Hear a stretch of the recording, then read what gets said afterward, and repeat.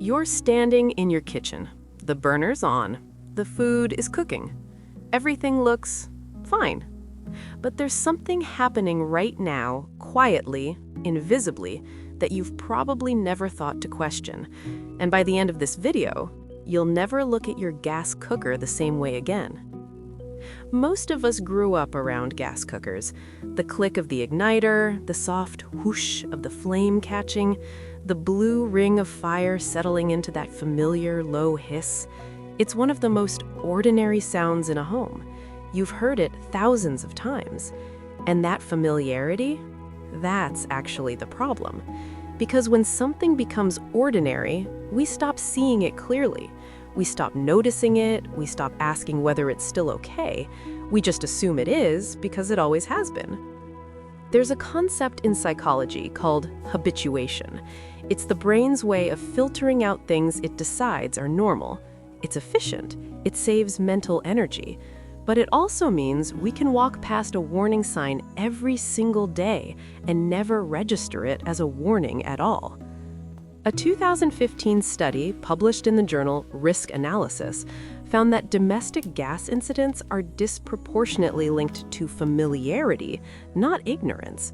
People who had used gas appliances for decades were actually more likely to miss early warning signs than first-time users, not because they were careless, because their brains had already decided, this is safe, this is normal, nothing to see here.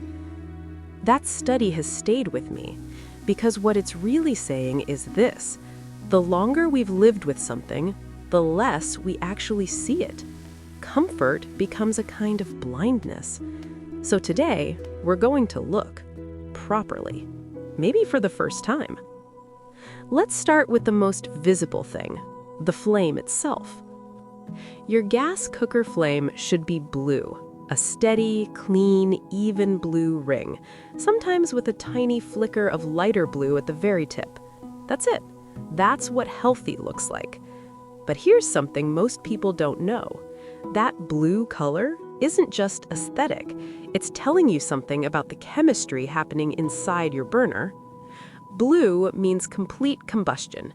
It means the gas is burning fully, converting cleanly into carbon dioxide and water vapor, two things that, in normal household quantities, are harmless. But when the flame turns yellow or orange or red, that's incomplete combustion, and that changes everything. Incomplete combustion produces carbon monoxide. Now, I want you to sit with that phrase for a moment, carbon monoxide, because it gets said so often that it's lost its weight. We hear it and nod and then move on. But here's what carbon monoxide actually does. It binds to red blood cells, not violently, not obviously, just quietly in the background, replacing oxygen molecule by molecule without you ever knowing. You don't smell it, you don't taste it, you might not even feel sick at first. You might just feel a little tired, a little foggy, a little like you didn't sleep well the night before. And that's what makes it so quietly dangerous. It mimics the ordinary. The UK's National Health Service reports that carbon monoxide poisoning is mistaken for flu in thousands of cases every year. People rest, they feel a little better when they leave the house, they come back, they feel worse again, and they never connect the dots. So when you see a yellow or orange flame, that's not a quirk. That's not just how this particular burner runs. That's your cooker showing you something, trying to tell you something. The question is whether you're paying attention. Now let's talk about something you've probably never thought to use your nose for in the kitchen, beyond whatever's cooking. Natural gas in its raw form is completely odorless. You would never know it was there.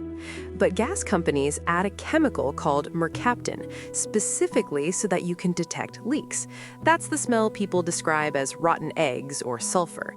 It's not natural to the gas itself. It was put there, on purpose, to warn you.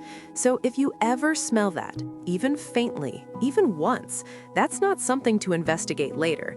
That's something to act on right now.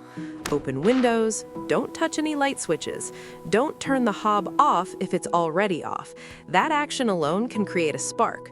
Leave the room, then leave the house. Call the emergency gas line from outside.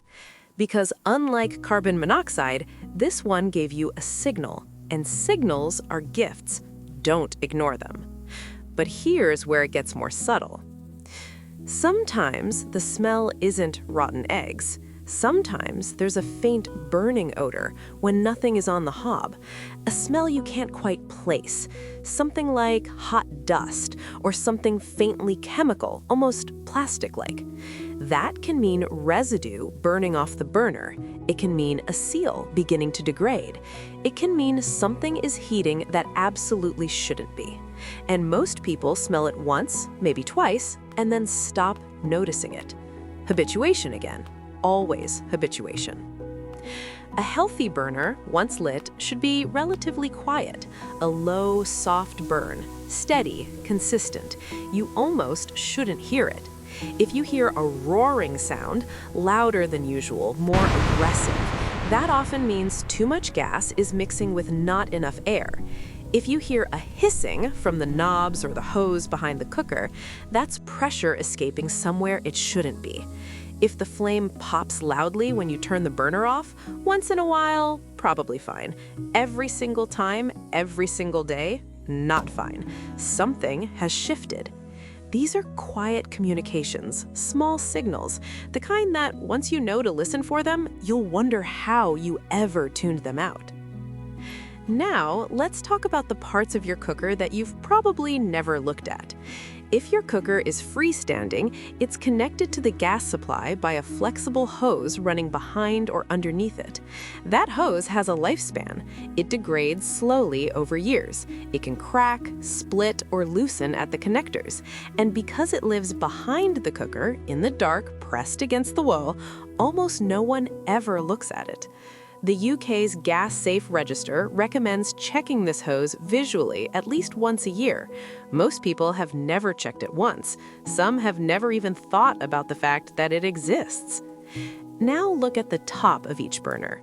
You'll see a small metal cap sitting on top of it. That cap controls how the gas distributes across the flame ring. If it's even slightly misaligned, off-center, tilted just a millimeter, it disrupts the burn. Uneven flames, yellow patches, a burner that takes 3 clicks to light when it used to light first time. This is one of the most common causes of flame problems and one of the easiest to fix. You just lift the cap, reseat it properly, and the problem often disappears. And then there's the igniter. If your cooker keeps clicking, sparking repeatedly even after the flame is already lit, that usually means moisture or grease has gotten to the igniter. Not immediately dangerous, but a component that works harder than it should will always wear out faster than it should. Individually, these things seem minor, but together, the hose, the cap, the igniter, the flame color, the faint smell you've been walking past for 3 months, they tell a story. And the story always starts the same way, with something small that nobody thought was worth mentioning. Here's something I didn't expect to find when I started looking into this. A study from Lawrence Berkeley Laboratory monitored indoor air quality in homes with gas cookers over an extended period. What they found surprised even the researchers. Normal cooking, not a fault, not a leak, not any kind of malfunction, just regular, everyday cooking on a gas hob was enough to push indoor nitrogen dioxide levels above the limits the EPA considers safe for outdoor air. In a kitchen with poor ventilation, with the windows closed, on a winter morning when turning on the extractor fan feels unnecessary. The cooker doesn't need to be broken to affect the air you're breathing. That's not a reason to panic. Gas cookers are used safely in hundreds of millions of homes. But it is a reason to ventilate, every time. Not just when something smells off, every single time you cook. Open a window, run the extractor. Do both if you can. Not because something is wrong, but because cooking, even when everything is working perfectly, changes the air around you. And you deserve to know that. I want to end somewhere slightly different from where we started.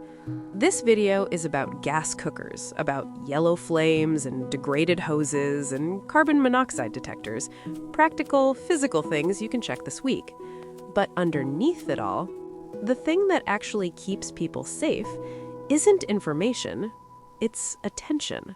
The willingness to pause in a moment of deep familiarity and quietly ask, have I actually looked at this recently, or have I just assumed it was fine because it's always been fine? We're wired to conserve attention, to let the background stay background, to focus on whatever's new, urgent, or unfamiliar. That's not a flaw, it's how we function. It's how we get through a day without being overwhelmed. But the things most worth paying attention to are often the ones that have been there so long they've become invisible. The smell you stopped noticing 6 months ago, the flame that used to be a slightly different color, the small sound that happens every morning and has just become part of the morning. Pay attention to those things, not with fear, not with anxiety about everything that could go wrong, just with the quiet respect of someone who understands that the ordinary deserves to be seen just as clearly as the extraordinary. Check your carbon monoxide detector this week. Pull the cooker out slightly and look at the hose. Watch the color of your flame tomorrow morning. Really watch it, maybe for the first time. Not because something is about to go wrong, but because your home is where you live your life, and it deserves the same attention you give to everything else that truly matters to you. The flame is still burning. Now, do you actually know what color it is?